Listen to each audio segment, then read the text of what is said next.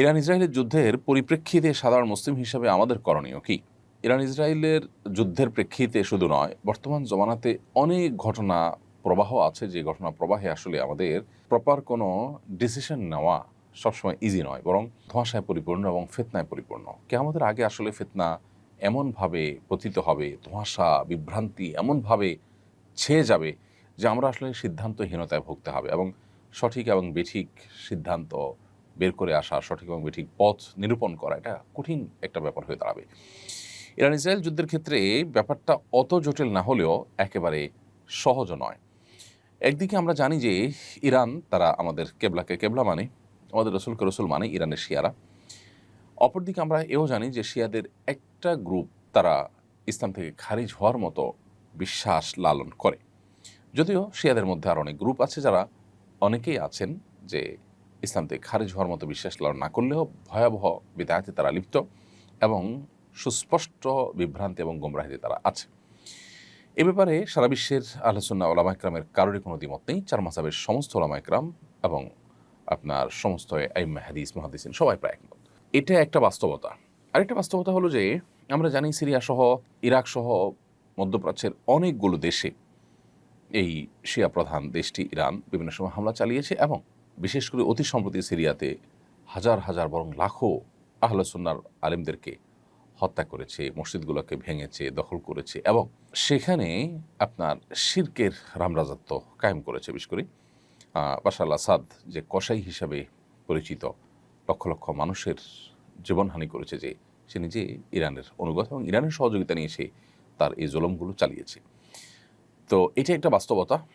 আবার ইহুদি রাষ্ট্রটির যে জুলুম দীর্ঘকাল পর্যন্ত ফিলিস্তিন সহ গোটা মুসলিম বিশ্বের বিরুদ্ধে যে ভয়াবহ এবং সবচেয়ে খুল্লম খোলা শত্রুতায় লিপ্ত, এটা তো আজকে নতুন নয়। এবং কোরআন কারীমে আল্লাহ বলেছেন, লা তাজিদান্না আশাদ্দান্নাসি আদাওয়াতান লিল্লাযিনা আমানুল ইয়াহুদ, ঈমানদারদের সবচেয়ে বেশি কঠোর শত্রুতা করতে দেখবেন ইহুদিদেরকে, হে রাসূল, এবং এরপরে যারা মুশরিক তাদেরকে। আজও আমরা দেখছি যে আমাদের পার্শ্ববর্তী দেশের মুশরিক দেশ এবং এই ইহুদি দেশ, উভয় দেশ পৃথিবীর যে কোনো প্রান্তে মুসলমানদের বিরুদ্ধে তারা ঐক্যবদ্ধ এবং সবচেয়ে বেশি সোচ্চার। তো এই জন্য যারা আমাদের আহলে কেবলা নয়, সেই ইহুদিদেরকে এক সাইডে রাখলে অবশ্যই শিয়ারা, যারা আমাদের কেবলাকে কেবলা মানেন, যাদের সাথে আমাদের অনেক দিক থেকে মিল আছে, তারা আমাদের সন্দেহাতীতভাবে আমাদের বহু কাছাকাছি, সেই জায়গা থেকে তাদের প্রতি আমাদের সিম্প্যাথি, তাদের প্রতি আমাদের সমর্থন থাকার কথা সূরা রুমের মূলনীতির আলোকে।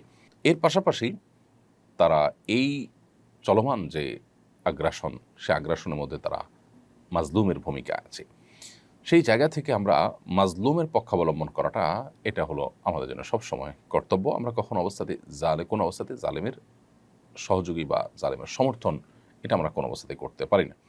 সেই সাথে আল্লাহ তাআলার কাছে আমাদের একটা কমন দোয়া থাকা দরকার, আল্লাহ চলমান সমস্ত ঘটনা প্রবাহের শেষ পরিণতি যেন ইসলাম এবং মুসলমানদের জন্য কল্যাণ বয়ে আনে। সে দোয়াটা আমরা মনে প্রাণে আল্লাহ তাআলার কাছে বেশি বেশি নিবেদন করব, এবং সকল প্রকার জুলুমের অবসান, জালেমের পতনকে আমরা আল্লাহ তাআলার কাছে কামনা করব কায়মন বাক্যে। এবং সেই সাথে ইরান এবং শিয়া যারা আছেন, তাদের প্রতি আমাদের আহ্বান থাকবে যে এই রকম পরিস্থিতিতে আজ সারা বিশ্বের প্রায় আহলে সুন্নাহর আলেম এবং শাসকরা ইরানের তাদের প্রিভিয়াস যে আহলে সুন্নাহর আলেমদের প্রতি জুলুম, নির্যাতন, তাদের প্রতি আপনার হত্যাযজ্ঞ, এগুলো সত্ত্বেও ইরানের প্রতি তাদের যে সিম্প্যাথি, ইরানের প্রতি তাদের যে সমর্থন, সেটা তারা জানাচ্ছেন। অতএব তারাও ভবিষ্যতে আহলে কেবলা নিজের স্বগোত্রীয় ভাইদের সাথে আচরণ করার ক্ষেত্রে তারা যেন আরও দায়িত্বশীলতার পরিচয় দেন। উচ্চ মাধ্যমিক শ্রেণীতে এনসিটিবি কর্তৃক প্রণীত ইসলামের ইতিহাস ও সংস্কৃতি বই নিয়ে সমালোচনা হচ্ছে। এই বইটি একাধিক সাহাবীর ব্যাপারে সমালোচনামূলক রচনা আছে। এই বইটিতে একাধিক সাহাবীর ব্যাপারে সমালোচনামূলক রচনা আছে। সাহাবীর মর্যাদা সম্পর্কে ইসলামের নির্দেশনা জানতে চাই। সাহাবা ইকরামের নির্দেশনা ইসলামের আলোকে সুপ্রতিষ্ঠিত, সুপ্রমাণিত, এবং তাদের যে মর্যাদা, সেটা রক্ষা করা একজন মুসলমানের কর্তব্য। নবী করিম সাল্লাল্লাহু আলাইহি সাল্লামের পরিষ্কার হাদিস রয়েছে, আমার সাহাবীরা তারা হেদায়েতের উপর আছে, তাদেরকে তোমরা যদি পথ নির্দেশ গ্রহণ করো তাহলে তোমরা হেদায়েত প্রাপ্ত হয়ে যাবে। তাদেরকে গালি দিও না, লা তাসুব্বু আসহাবী, তোমরা আমার সাহাবীদের সমালোচনা করো না। অতএব সাহাবীদের কোনো যদি ত্রুটি থাকে, আমরা সেই ত্রুটির অনুসরণ করব না, আমরা বিশ্বাস রাখবো তারা ত্রুটির ঊর্ধ্বে নন। তবে আল্লাহ তাআলা তাদেরকে মাফ করে দিয়েছেন, তাদের প্রশংসা করেছেন, নবী সাল্লাল্লাহু আলাইহি ওয়াসাল্লাম তাদের প্রশংসা করেছেন এবং তাদের সমালোচনা করতে নিষেধ করেছেন। বিধায় তাদেরটা ভালোটা আমরা গ্রহণ করে চলবো, তাদের সমালোচনা জায়েজ নয়। এবং কোরআনে কারিমে আল্লাহ তাআলা সাহাবায়ে কেরামের প্রশংসা ভূয়সী প্রশংসা করেছেন বিভিন্ন জায়গায়। আল্লাহ বলেছেন যে মুহাম্মদুর রাসূলুল্লাহ ওয়াল্লাযীনা আমানু মাআহ ওয়াল্লাযীনা মাআহ আশিদ্দাউ আলাল কুফফার রুহামাউ বাইনাহুম তারাহুম রুকআন সুজদান ইয়াবতাগুনা ফাদলাম মিনাল্লাহি ওয়া রিদওয়ানা সীমাহুম ফি উজুহিহিম মিন আথারিস সুজুদ যালিকা মাসালুন ফিত তাওরাতি ওয়া মাসালুন ফিল ইনজিল কাযারআইন আখরাজা শাতআহু ফাআযারাহু ফাস্তাগলাযা ফাস্তাওয়া আলা সুকি। এই যে মুহাম্মদুর রাসূলুল্লাহ ওয়াল্লাযীনা মাআহ, এই আয়াতে আল্লাহ তাআলা সাহাবীদের কথা বলেছেন যে মুহাম্মদ আল্লাহর রাসূল ওয়াল্লাযীনা মাআহু আশিদ্দাউ আলাল কুফফার, এবং যারা তার সঙ্গে আছেন তারা কাফেরদের উপরে কঠোর, পরস্পর তারা বিনয়ী বিনম্র, একে অন্যের প্রতি দয়ালু। তারপর তাদেরকে সবসময় দেখবেন রুকুতে সিজদাতে তারা আল্লাহর সন্তুষ্টি শুধু আশা করে এবং তাদের সিজদার আলামত তাদের চেহারায় ফুটে ওঠে। আর অনেক প্রশংসা আল্লাহ তাআলা তাদের করেছেন। আল্লাহ বলেছেন রাদিয়াল্লাহু আনহুম ওয়া রাদু আনহু, তাদের প্রতি আল্লাহ তাআলা সন্তুষ্ট হয়েছেন, তারা আল্লাহর উপরে সন্তুষ্ট হয়েছেন। নবী সাল্লাল্লাহু আলাইহি ওয়াসাল্লাম বলেছেন উহুদের বদর যুদ্ধে অংশগ্রহণকারী সাহাবীদের উপরে মালুম আশাইতুম কদ গাফারাল্লাহু লাকুম, তোমরা যা ইচ্ছা করতে পারো আল্লাহ তাআলা তোমাদের ক্ষমা করে দিয়েছেন। এই হাদিসগুলো সবগুলো প্রমাণ করে যে নবী সাল্লাল্লাহু আলাইহি সাল্লাম এর সাহাবীদের মর্যাদা আল্লাহ তাআলার কাছে কত বড়।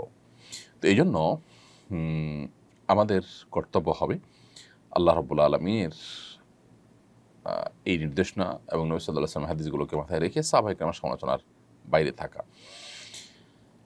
সাহাবায়ে কেরামের ব্যাপারে কোরআন এবং সুন্নাতে আরও ভুরি ভুরি হাদিস রয়েছে।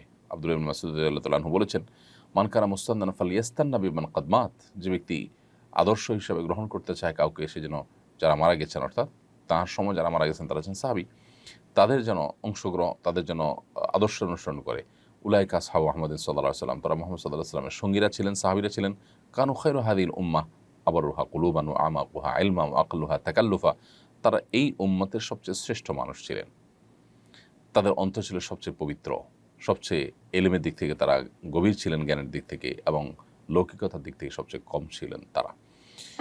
তো এই যে হাদিসগুলো, এই হাদিসগুলোর আলোকে সাহাবায়ে কেরামের সমালোচনা কোনো ইসলামের ইতিহাসের বইয়ে থাকতে পারে না, সংস্কৃতির বইয়ে থাকতে পারে না। মূলত এনসিটিভি দীর্ঘদিন পর্যন্ত সেখানে বই পুস্তক রচনার জন্য, বিশেষ করে আপনার আমাদের নিচের দিকের বাচ্চাদের বই পুস্তক রচনার ক্ষেত্রে এমন কিছু লোককে সেখানে প্রশ্রয় দিয়ে রেখেছে এবং এমন কিছু লোক এনসিটিভির উপরে আপনার নিজেদের প্রভাব বিস্তার করে রেখেছে যে যুগ যুগ ধরে তাদের বিরুদ্ধে, বছরকে বছর তাদের বিরুদ্ধে আলোচনা করেও কোনোভাবে তাদেরকে নড়ানো যায়নি। ইসলাম শিক্ষা এবং ইসলামের ইতিহাস বইয়ের লেখার ক্ষেত্রে এমন লোক রাখা হয়েছে যাদের মধ্যে এমন লোক আছে যারা হাদিস অস্বীকার করে, হাদিসকে স্বীকারই করে না, যারা মুসলমানই না, এরকম লোককে রাখা হয়েছে। এবং যাদের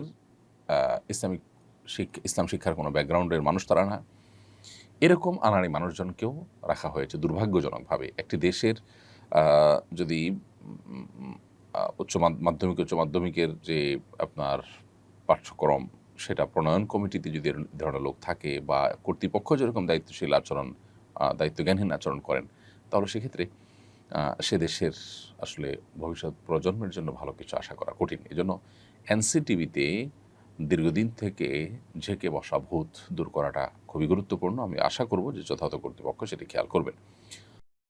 আস-সুন্নাহ ফাউন্ডেশন, উম্মার স্বার্থে সুন্নাহর সাথে।